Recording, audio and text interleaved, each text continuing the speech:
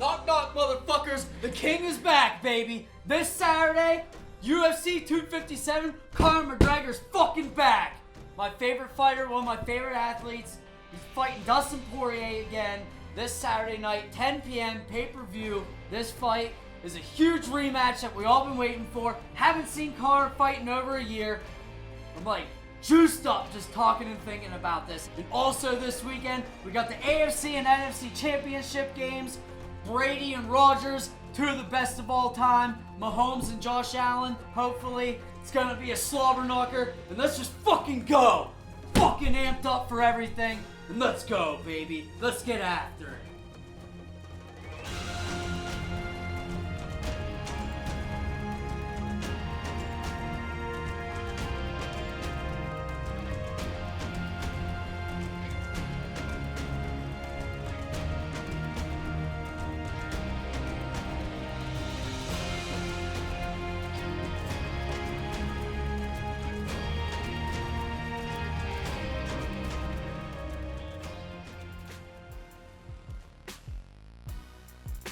This coming weekend, on Sunday, we got the NFC and AFC championships, folks. Amazing games, but it's also a very sad time of the year because that means football's almost over. But we're starting off with Tom Brady versus Aaron Rodgers, Buccaneers at Packers, Sunday at 3 o'clock on Fox, NFC championship game.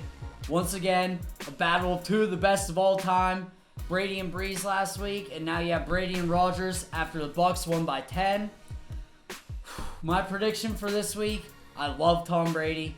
Big Tom Brady guy. Would love to see him win another one. But I think Aaron Rodgers and the Packers defense is going to be too much. I think the Packers win and cover the spread -3 in Lambeau. And Aaron Rodgers and the Packers return to the Super Bowl for the first time in 10 years.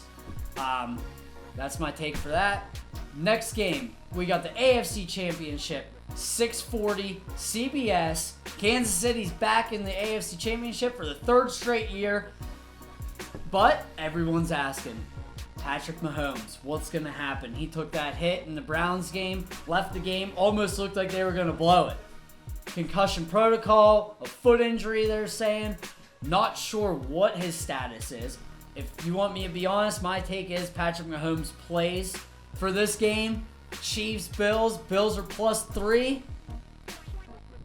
Going with Buffalo, baby. Bills Mafia. Bills +3. In the upset to the Super Bowl. Ready to roll. Hide your kids. Hide your wife. Hide your tables. Buffalo's coming to Tampa Bay, baby. Woo! Let's go. As much as I love football, UFC 257 is this Saturday. Poirier McGregor 2, and I cannot wait for this. As you already probably know, this is the thing I'm most excited about this weekend. Before I get into my predictions and takes for the week, I was joined by our very first guest of the show, my brother-in-law Jordan Harter, followed by the second guest of the show, my great friend Debo. I was able to interview both of them about the fights and their predictions for the card this weekend. They're both huge UFC fans. I thought no better time than right now to get them on the show. So, enjoy the interviews. All right, everybody. We're joined by my brother-in-law, Jordan Harter. Jordan is a huge UFC fan like myself, so I wanted to get him on this week's show to hype up the pay-per-view with me. He usually does write-ups each week for the cards and gives his predictions, breaks little breakdowns on all the fighters. So, Jordan, I wanted to ask you a couple questions about this week's fight card, help get non-viewers into it and people that aren't casuals even more hyped up. So, my first question for you is, what fight would you recommend casual fans to watch that's either on the pay-per-view or the prelims outside of obviously the main event? Sure. I think the first fight of the night actually is going to be pretty good. Amir Al-Bazzi is fighting. He's the only fighter from Iraq on the UFC active roster. Wow. He's 13-1. He has 12 finishes, and his only loss is by decision. He's facing Zulgas. Quite frankly, I don't think it really matters who he's facing. The guy, he's fought twice in the UFC. Wow. Both are decisions. So I really look for the first fight to be really good, and I think Al-Bazzi's going to get the upset win. That's awesome. And that's the first fight of the whole entire night, right? Yeah, first fight of the whole night. So you don't even have to get the pay-per-view to watch it. Yeah, But I I mean, believe let's be it's on honest, ESPN who's not? Plus. Yep, Yep. yep. Second question. Which fight are you most excited for outside of the main event, obviously? Sure. It's probably like too obvious and easy of an answer, but it's definitely the co-main event with Dan Yes. Hooker and Michael Chandler. There's just a lot of intrigue there. Obviously, we want to see how Chandler's going to do his first fight in the UFC. There's a Yep. lot of hype behind him, and Dan Hooker's he's been a savage, a proven savage and finisher in the UFC. How's he going to bounce back from that Poirier fight? Yep. And I think whoever wins that's going to be right in the thick of the division then as well for the title shot whenever that does come up. Yeah, and Dan Hooker's a huge fan favorite, and Chandler making his jump from Bellator. So this is a really big fight. A lot of people are almost more excited for this than the main event. Yeah. I don't know. I think, like I said, there's so much like intrigue and backstory to this, and I think a lot of it really is behind Chandler and how he's going to look in his debut. There's a lot of like I said, hype and excitement behind him, and we'll see how it translates over. Yep. Yeah, it's going to be an interesting fight. I can't wait for that one. Yeah. And lastly, give us your predictions for the main event, Poirier McGregor 2. For sure. It's hard to pick who's going to win. I could really see this fight going different ways, but I'll give you I think the two most likely outcomes. It's going to be Conor is going to finish him probably in the first 2 rounds, or I like Poirier via decision the later it goes. I think the longer the fight goes, it definitely favors Poirier. Yeah, it does. But it's proven that, Dustin or Conor, excuse me, gets guys out of there quick. So if Dustin can survive that first round or two, I think it's going to go his way. I'd say if it gets past round 2, Dustin definitely wins it. Yeah, definitely. I think everyone can agree. The longer it goes, the more it favors Dustin. How long can he absorb those shots? How long can Conor keep up with this fast pace that he always starts with? So it's definitely things to look out for. Yeah, that's great. Anything else that you would have on the card for people to look out for or anything? Yeah, man. Like one of my favorite fighters is definitely Amanda Ebos. The R is silent. I just recently learned that. But she's dope. She's a big up and coming superstar, and she's actually good. It's not just like hype behind her. So she's fighting another Brazilian. I look for her to get another submission win, finish, and keep building her stardom, and hopefully get another big name fight later on this year. Yeah, and she kicks off the pay-per-view 10 p.m. ESPN Plus, so watch out for her. I thank you for being on the show. You're actually the first guest ever on Zeebs HQ. Sure. So it's awesome to get family on here. Happy to be the first one, man. Thank you. All right, everybody. We're joined by the second guest of the night, my great friend Debo. He's a huge MMA fan, and I wanted to get him on here to hype up UFC 257 with everybody. Debo, thanks for joining the show, man. Really appreciate it. Got a couple questions for you. First things first, let's get right into it. For casual fans out there that might not know the sport, which fighters would you advise for them to look out for and maybe watch on the pay-per-view or the prelims this weekend? Well, I can start with the early prelims. I can go with Makhmed Muradov. That dude's an absolute unit. He's got a rocket launcher for his arm. If you would see a highlight of a guy getting knocked out and his mouthpiece flying across the cage, this is the dude that sent that mouthpiece flying. Awesome. I mean, he's got crazy strength. That's in the early prelims. The prelim card, it's crazy. Khalil Roundtree, he's a vet, man. I mean, he's got some crazy kicks. I would definitely watch out for him. He is the first card on the prelims, which is the free ESPN, so everyone can watch that. You don't have to pay. You don't have to do any 8 p.m. I think that starts. Yep. Perfect. First fight on ESPN, 8 p.m. Perfect. Yeah, definitely watch those too. Awesome. I love it. I don't really know too much about those guys, so I as well will definitely be checking them out. The fight you're most excited for outside of McGregor Poirier? I honestly would have to go with like the whole main card. You start off with Rodriguez and Rebus.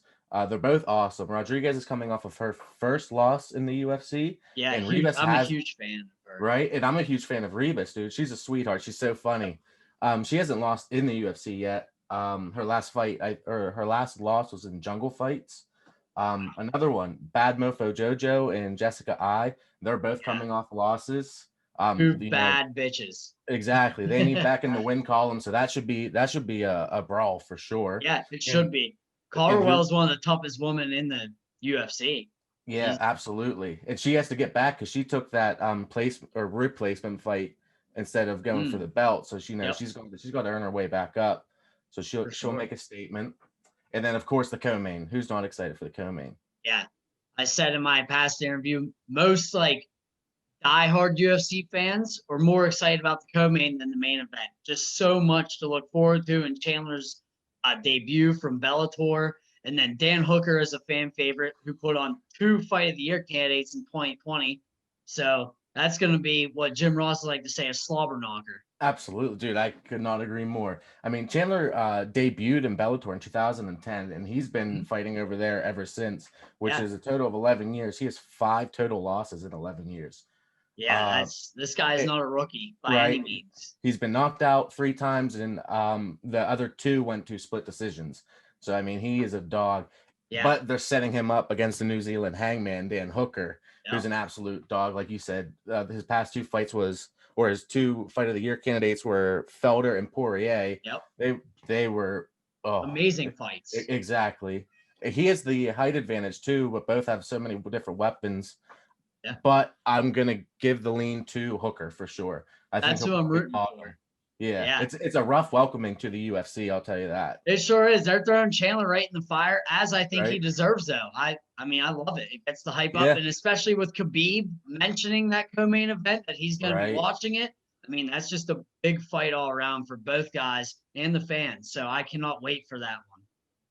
And then, last but not least, your main event predictions. Who's going to win? How's it going to end? What do you got? I have, with all of my heart, the Diamond, Dustin Poirier, winning. But I knew it was coming. Yeah, I had to. First off, I'm not a fan of McGregor.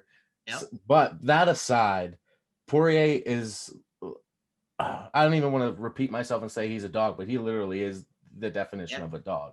All 4 of these guys in the co-main, I mean, they're all amazing. Yeah, but I see Poirier taking him to deep waters.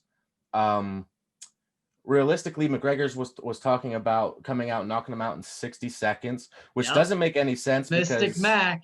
Right, yeah. It doesn't make any sense because back in October, Dustin even made a post about this and was like, McGregor's taking me because I'm a southpaw. He wants to get loose for the Pacquiao fight because that's the real money fight. We all know that. Yep. And McGregor admitted to it. So I don't know why he would want to say he was tuning up for another southpaw and then come out and demolish him like he did Cowboy.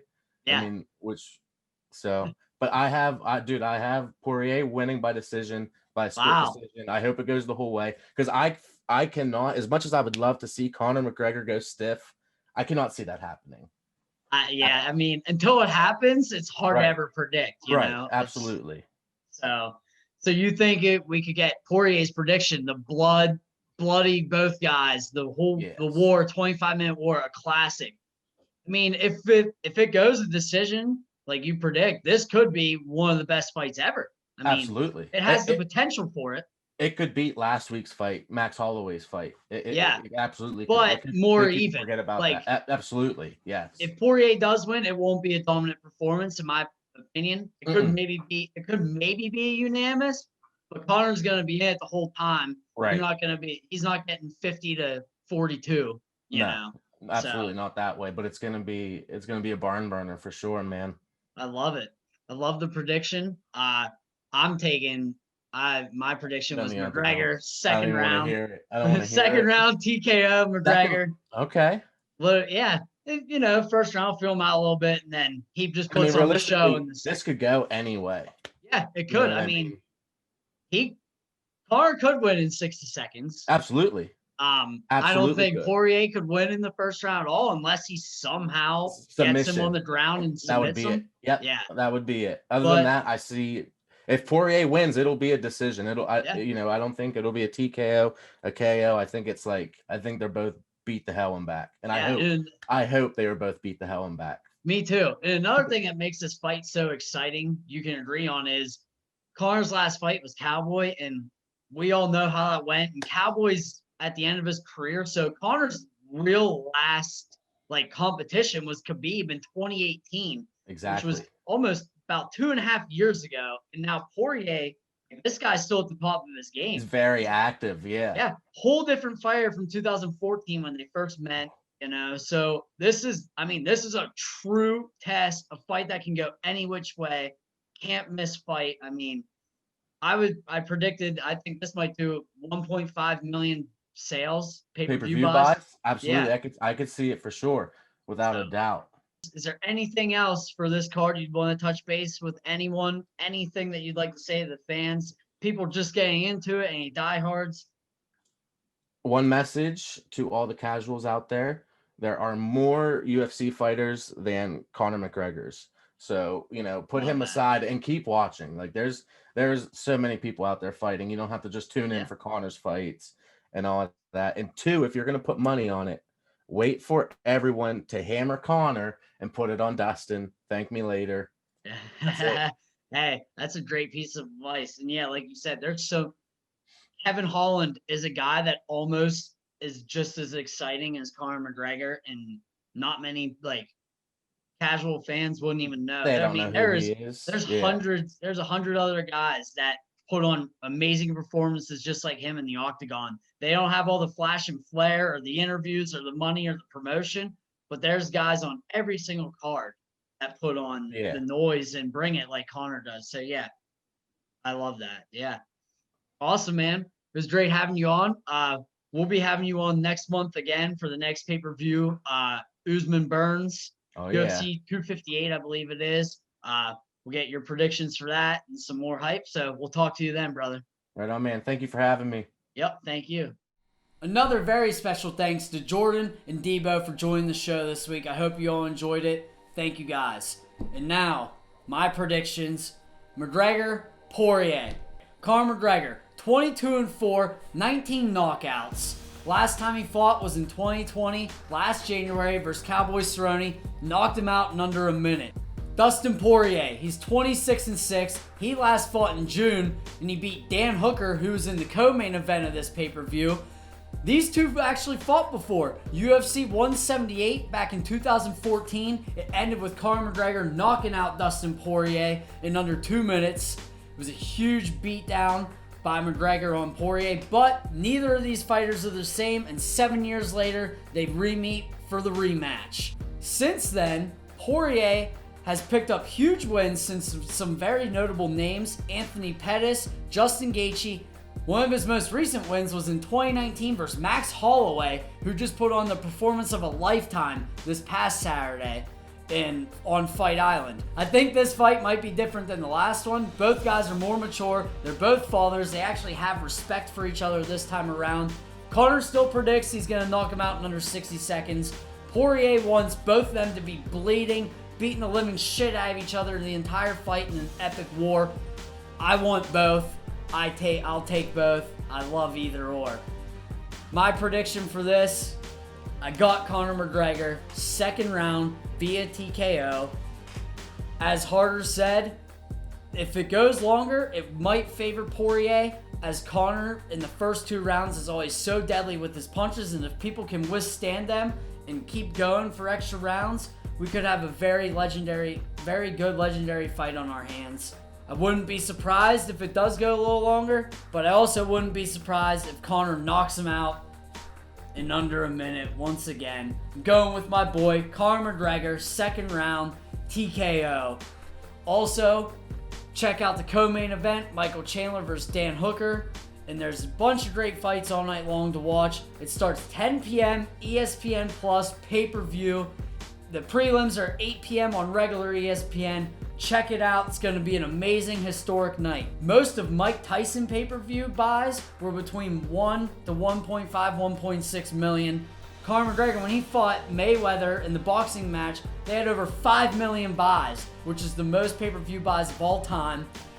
I think this could be in the top 5 of UFC buys of 1.5 million. The record is over 2 million, which was set by McGregor and Khabib. I think this could be one of the best selling pay-per-views of all time, and I believe it will deliver. All right, everybody, that's the big things to watch out for this weekend and the things I'm most excited for. I'd love to hear your opinions on who you think's going to win each game, who you think's going to win the fight, any sport games that you think that other people or I myself should check out this weekend or throughout the week. Please reach out to me, leave comments, get a hold of me on Facebook, Twitter. Please like this video. Please subscribe to the channel. We're going to be pumping videos out every week. We got big things and big interviews coming up for you guys. And if you have any suggestions of anything you'd like to see, let me know. As always, thanks for joining me. Have a great weekend. Let's get after it. I can't freaking wait for this weekend. Let's get fucking after it. I'm fucking amped up for this. I'm like juiced up just talking and thinking about this. I cannot wait for Saturday.